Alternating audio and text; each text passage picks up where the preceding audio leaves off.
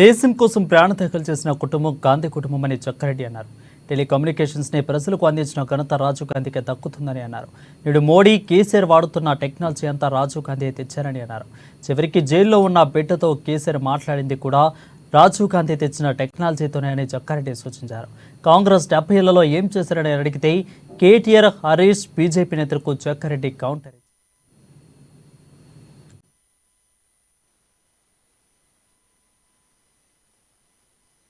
దేశ ప్రజల రాజీవ్ గాంధీ గారు రాజకీయాల్లో ఏ రకంగా రాజకీయాల్లోకి రావడం జరిగిందో దేశ ప్రజలందరూ కూడా తెలుసు.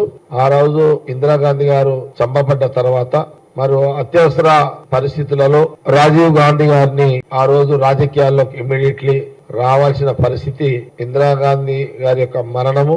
అప్పుడు యావత్ భారతదేశంలో ఆ బాధలో మరి రాజ్య పరిపాలనలో ఎవరు అని అన్నప్పుడు రాజీవ్ గాంధీ గారే ఉండాలి అని ఆ రోజు ఆల్ ఇండియా కాంగ్రెస్ పార్టీ నాయకత్వం అంతా కూడా రాజీవ్ గాంధీ గారిని మీరు ప్రధానిగా ఉండాలి అన్న సందర్భంలో అప్పుడు రాజీవ్ గాంధీ గారి యొక్క వయసు 40 సంవత్సరాలు. 40 సంవత్సరాలకి వారు ఆల్ ఇండియా కాంగ్రెస్ పార్టీ నాయకత్వం యావత్ కూడా అందరి ఆహ్వానం మేరకు, అందరి యొక్క అభిప్రాయం మేరకు 40 సంవత్సరాల వయసు ఉన్నప్పుడే రాజీవ్ గాంధీ గారు ప్రధానమంత్రిగా ఈ దేశానికి కావడం జరిగింది. అది ఒక చరిత్ర.